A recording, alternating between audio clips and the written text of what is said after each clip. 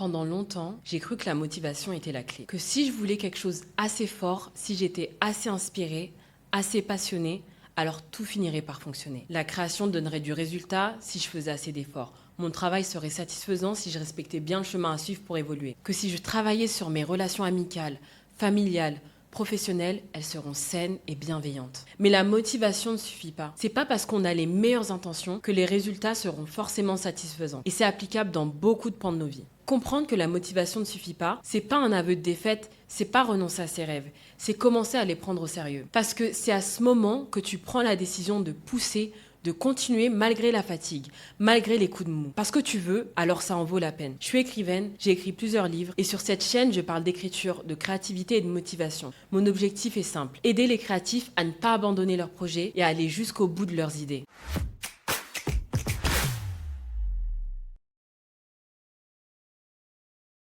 Il y a une période où je désirais très fort certaines choses. Créer, écrire, construire une vie alignée avec mes valeurs, mes principes. Quand j'ai commencé à écrire sérieusement, je me suis fixé un objectif simple.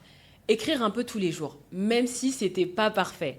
Ce rythme régulier m'a permis de progresser, d'avancer dans mes projets et surtout de transformer l'écriture en habitude. La discipline, ce n'est pas de tout réussir du premier coup, c'est de continuer chaque jour, même quand on n'a pas envie, même quand on se sent vide. Pour m'aider, j'utilise un petit template simple qui me permet de rester régulière et de travailler ma discipline d'écrivaine. Pour t'aider à écrire, j'ai préparé 3 templates. Un pour débloquer l'écriture, un pour relancer la créativité et un pour rester régulier chaque jour. Tu peux les retrouver gratuitement via le lien dans la description. J'étais motivée, sincèrement, mais plus j'avançais, plus je réalisais quelque chose.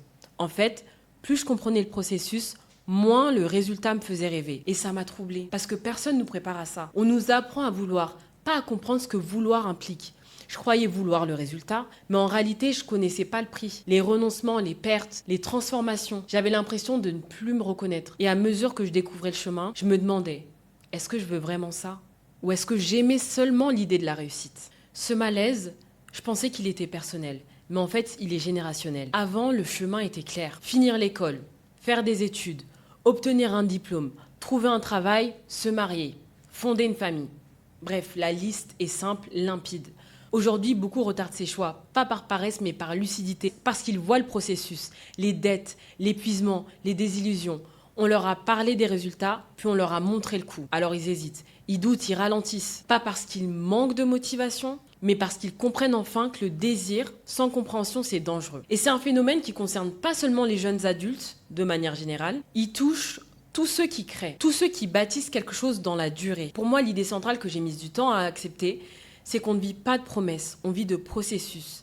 La motivation aime les promesses. Elle promet un résultat final basé sur des réussites, sur des images de personnes et situations qui paraissent loin de toi. Mais la vie réelle se joue ailleurs, dans le processus. Ceux qui sont arrivés à l'étape finale le savent. Une fois le chemin traversé, la promesse ne ressemble même plus à une promesse.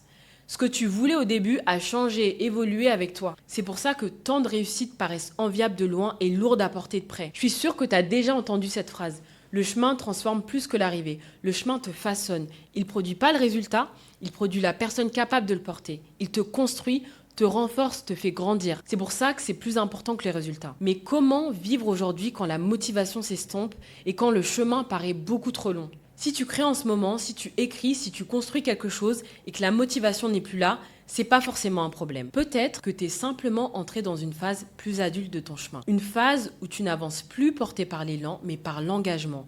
L'engagement avec toi-même, de continuer même quand c'est difficile, même quand tu as l'impression que ce que tu fais n'a pas de sens. Avant de commencer un nouveau projet, j'utilise un template pour clarifier mon processus, définir mon objectif, planifier mes étapes et préparer un petit rituel pour me lancer. Si tu veux l'utiliser, le lien est dans la description. Il faut savoir rester présent, faire une chose minuscule, avoir une discipline simple à tenir, recommencer encore et encore sans se poser de questions. Apprendre quelque chose chaque jour parce que la vérité, c'est que la motivation fluctue. Mais le processus, lui, demeure. Pour moi, c'est ça la maturité créative. C'est continuer sans illusion, sans euphorie permanente, mais avec fidélité. Si je pouvais parler à la personne que j'étais avant, je lui dirais ceci. Ne cherche pas une motivation infinie. Cherche un processus en phase avec ta vision et ta réalité. Ne te demande pas seulement est-ce que je veux cette promesse, est-ce que je veux ces résultats. Demande-toi est-ce que je suis prête à devenir la personne que ce chemin exige. Parce que la promesse dépend de quelque chose de plus grand que toi.